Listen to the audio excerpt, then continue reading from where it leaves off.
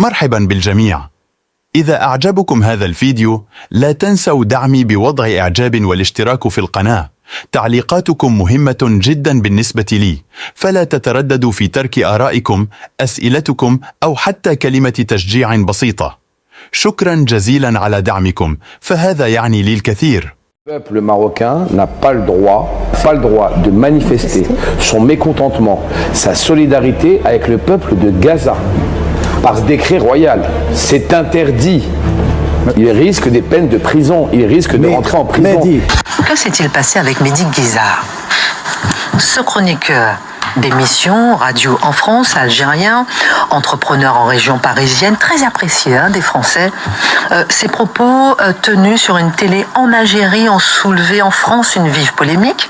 Il dénonce le Maroc qui serait téléguidé par un régime sioniste, je le disais en titre. Enfin, il dénonce plusieurs petites choses. J'aimerais comprendre pourquoi une telle polémique suscitée par les propos de Mehdi Guizar.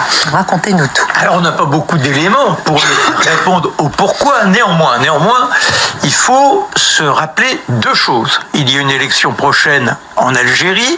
Il se retrouve en Algérie en étant algérien et on connaît la liberté de parole en Algérie. Donc comment on peut attendre d'une personne qui a une belle image en France, qui représente la réussite? Il est un entrepreneur prolixe, un garçon qui a été extrêmement imaginatif. Vraiment, il est très très brillant. Et quand il cause dans le poste, comme on dit, il enflamme les uns et les autres avec de l'humanisme. Et tout ça se recompose dans son quotidien. Alors comment peut-il soudain devenir le vociférant, l'homme porteur d'une graine de haine? Je vais essayer d'éclairer cela. Et le deuxième point, n'oublions pas qu'il y a un conflit entre le Maroc et l'Algérie depuis des années. À propos de quoi? À propos du Sahara occidental. Le Sahara occidental à 80%, il est géré en autonomie, mais géré par le Maroc. Il y a 20%, le Polisario, là c'est la Mauritanie, et ce sont des rebelles en quelque sorte, et les Algériens sont plutôt de ce côté-là. Et au mois de juillet, que s'est-il passé? Eh bien, en plus, les Français ont estimé que ce que proposaient les Marocains pour gérer cette crise du Sahara occidental, c'était la bonne solution. Tant et si bien que les Algériens se sont fâchés, ils ont rapatrié aussitôt leur ambassadeur, et donc on a ce personnage qui se retrouve sur les terres d'origine avec ce gouvernement qui est en train de se battre pour essayer de se succéder à lui-même en affichant un résultat extraordinaire, parce qu'on est très mal informés, nous. C'est quand même la troisième puissance économique, dixit le président sortant. L'Algérie est la troisième puissance économique du monde. Voilà une réussite. Venons-en à ces actes. Non, mais c'est important parce que ça permet de comprendre le contexte. C'est-à-dire que s'il s'exprime librement en France, quand il est débat, c'est plus tout à fait pareil. Mais alors là, il tombe quand même. C'est même pas de l'outrance. Il tombe dans l'inacceptable. Un État voyou, où on peut voler un enfant. Donc il critique le Maroc.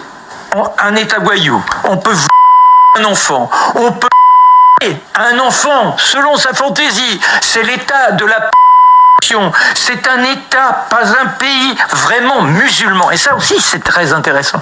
Pas un pays véritablement musulman. Or, n'oublions pas tout ce qui se passe en Algérie depuis si longtemps. Toutes ces guerres civiles qui sont menées par les musulmans les plus virulents. Et alors là, il dit, cet État est un État mené par les sionistes. Et il accuse qui? André Azoulay, homme de 83 ans, très connu. Il dit, c'est un Israélien. Mais pas du tout. Il est né au Maroc. Il a fait une bonne partie de sa vie en France. C'est un homme qui est un esprit de paix comme il n'est pas permis. Il ne fait pas partie des sionistes radicaux. Que non, dès 1970. Qu'a dit André Azoulay, qui est conseiller du roi du Maroc, d'abord de Hassan II et puis maintenant de Mohamed VI? Eh bien, qu'a-t-il dit? Il a dit il faut qu'Israël laisse en quelque sorte l'espace à la Palestine, qu'il y ait un territoire palestinien. Il a même désigné une capitale. Il a dit il faudrait que ce pays puisse se reconstituer derrière les frontières de 1967. Ce qu'affirme également de ce côté Mohamed VI, qui apparemment a une bonne oreille, celle de monsieur Azoulay. Or, que dit Mehdi Guelza? C'est que cet homme, le roi, est un sacripant qui veut sacrifier le Maroc, qui veut sacrifier les musulmans au profit des sionistes les plus radicaux. Si je vous rapportais tout ce que le roi, depuis des mois, assène pour plaider la paix, il est du côté de Biden, il est du côté de l'ONU sur toutes les résolutions, et il dit on ne peut pas continuer comme ça, il faut qu'enfin ça cesse. Mais qui aujourd'hui n'est pas dans cette idée-là, dans ce désir-là, dans ce souhait-là le plus sincère. Et ce qui est reproché à Mehdi Guezar par les internautes, c'est le fait aussi qu'il accuse le Maroc d'interdire des manifestations pour soutenir les... Alors, soi-disant un décret. Or, il y a des manifestations et je vous dis, en plus, c'est que le roi il soutient la Palestine. Et puis après, il dit aussi, c'est un état de... Mais ce qui est quand même dramatique, je reviens sur M. Azoulay, c'est que quand on est dans un pays où il y a quand même un certain nombre de fanatiques, que l'on désigne cet homme comme étant un sioniste, un homme qui hait les musulmans, c'est une véritable fatwa. Et c'est ça qui est véritablement intolérable dans ce que ce monsieur a exprimé, et il a perdu en quelques minutes tout le crédit qu'il avait constitué depuis des années en apparaissant comme un garçon charmant, symbole d'une belle réussite, symbole d'une intelligence et d'un esprit d'entreprise, un humaniste. Comme quoi il faut toujours se méfier de certains mots quand on les utilise trop souvent.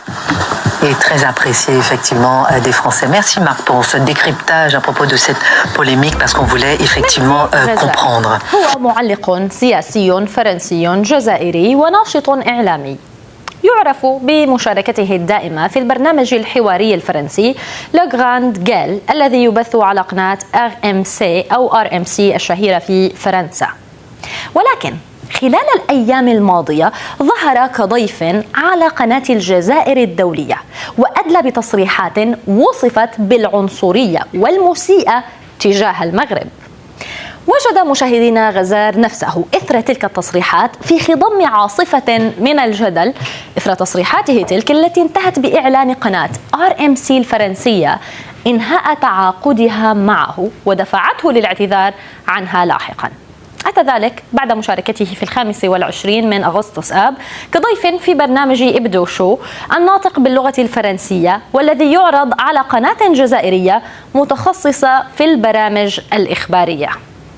تطرقت الحلقة المثيرة للجدل إلى مواضيع عدة، من بينها إرسال الجزائر مساعدات إلى دول شقيقة وصديقة، قبل أن يعرج ضيوف البرنامج على تفاصيل ما حدث باجتماع تيكاد في طوكيو بين وفدي المغرب والبوليساريو والشجار الذي اندلع بينهما. وتواصل بعدها الحديث عن الجار المغربي. وخلال الحوار ظهر غزار في مقاطع انتشرت عبر الإنترنت وهو يصف المغرب بأنه بلد غالبا ما يقارن بتايلاندا. هذا الوصف أثار استنكارا واسعا بين المغاربة الذين أمطروا صفحات قناة RMC الفرنسية برسائل تندد بكلام المعلق وتطالب بإقالته. بحسب ما ذكرته الصحف الفرنسية، فإن المعلق الجزائري هاجم المغرب واصفا إياه بأنه تحت السيطرة من قبل نظام صهيوني، وتطرق بحسب المصادر ذاتها إلى المستشار اليهودي للملك أندري أزولاي. في المقاطع المتداولة وصف غزار بشكل أوسع الرباط بأنها دولة مارقة، كما أشارت الصحف الفرنسية بأن غزار وصف المغرب بأنه ملاذ لكبار تجار المخدرات ولأشخاص يمارسون الدعارة والاعتداء على الأطفال. طبعا لم يتأخر الأمر كثيرا حتى أعلنت القناة الفرنسية إنهاء علاقتها بالصحفي والكاتب الجزائري، وذلك في بيان تلاه مقدم برنامج لو غراند جيل على الهواء، وجاء فيه: تبعا للتصريحات غير المقبولة التي أدلى بها مهدي غزار على قناة أجنبية، قررت إدارة قناة RMC وبرنامج لو غراند جيل إنهاء مشاركة مهدي غزار في البرنامج. تتبرأ قناة RMC ومقدمو البرنامج من هذه التصريحات التي أدلى بها بشكل شخصي. هذه التصريحات لا تتماشى مع قيم قناة RMC وبرنامج لو غراند جيل. طيب، بعد الجدل والانتقادات نشر غزار مقطع فيديو على وسائل التواصل الاجتماعي يعبر فيه عن محبته للشعب المغربي ويتأسف لتصريحاته التي أكد أنها أخرجت من سياقها، مضيفا أنه ليس لديه أي عداء تجاه الشعب المغربي الذي يعتبره شعبا شقيقا. Ça n'y aura aucune ambiguïté sur ça. وحتى لا يبقى هناك أي غموض، الشعب المغربي هو شعب شقيق وسيبقى شقيقا، ومن يعرفني يعلم ذلك. لدي العديد من الأصدقاء والشركاء المغاربة الذين أحترمهم ولا أكن لهم أي عداء أو للشعب المغربي. في عمل التلفزي انتقدت الحكومة المغربية مثل ما انتقدت الحكومة الفرنسية عندما يتطلب ذلك، كما انتقدت وهو ما لا تتحدثون عنه العصابة، أو كما كنا نصف حكومة بوتفليقة بالعصابة عندما كانت في السلطة. إذا نحن لا نستهدف الشعب المغربي، أشدد على ذلك من فضلكم.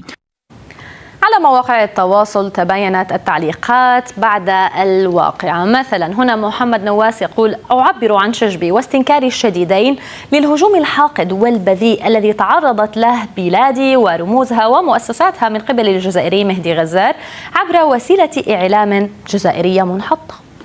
أما يونس فيقول: ما حدث ليس مجرد قرار تأديبي، بل هو محاولة واضحة لقمع الكلمة الحرة وتغييب الحقيقة التي لا يريد المغاربة سماعها. كل التضامن والمساندة مع مهدي غزار. رئيس حزب الجمهوريون الفرنسي إريك سيوتي يقول: أدعم بشكل كامل أندري أزولاي مستشار ملك المغرب الذي تعرض لهجوم مخزن من قبل مهدي غزار على وسائل الإعلام الجزائرية.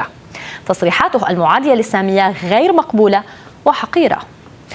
تدوينة رابعة من حساب باسم الوطنيون الجزائريون يقول: للأسف مهدي غزار لم يتحمل الضغط وقام بالمحظور. اعتذاره غير مفهوم وغير منطقي. أنا جد مستاء ومستغرب من هذا التصرف الشاذ الذي لا يعكس شهامة ورجولة الجزائري. Salam alaikum, bonjour à toutes et à tous. Je vous fais cette vidéo pour clarifier la situation et surtout pour m'excuser si j'ai pu atteindre, toucher, heurter le peuple marocain. Et je précise bien que je suis sincèrement désolé si le peuple marocain a pu être blessé par mes propos qui sont, un, sortis de leur contexte et deux, peut-être très maladroitement et très maladroitement formulés de ma part et dit de ma part. Il est évident que mes propos peuvent peut-être heurter, c'est une évidence absolue, mais sachez qu'en rien, j'ai une animosité envers le peuple marocain. Je suis chroniqueur, j'ai été chroniqueur sur plusieurs plateaux de télévision et de tout temps, mon rôle était de donner ma version, ma petite version à mon échelle de ce que je pensais des choses sur le domaine politique. La première des choses, comme ça il n'y aura aucune ambiguïté sur ça, c'est que le peuple marocain est un peuple frère et il restera frère. Les gens qui me connaissent le savent très bien que ça restera toute ma vie un peuple frère, que j'ai énormément d'amis, de collaborateurs marocains avec qui j'ai toujours eu une parfaite considération et relation. Donc en aucun cas, je n'ai ni animosité ni rancœur avec le peuple marocain. Ensuite, dans mes précédents rôles de chroniqueur sur différents plateaux, j'ai critiqué le gouvernement marocain, comme j'ai critiqué le gouvernement français quand il fallait le critiquer, comme j'ai critiqué, et ça par contre vous en parlez pas, l'Aïsaba, ce qu'on appelle l'Aïsaba et le gouvernement Bouteflika quand il était encore en poste. Donc ce n'est pas du tout dirigé contre le peuple marocain, je tiens à le préciser. S'il vous plaît, peut-être que mes propos ont été très mal perçus et c'est une évidence, mais en aucun cas je n'ai voulu toucher la fierté ou la dignité du peuple frère marocain. Et je précise bien, du peuple frère marocain. Voilà. Je suis quelqu'un qui essaye de donner mon avis sur plusieurs sujets. Donc je n'ai pas fait de différence de poids entre le peuple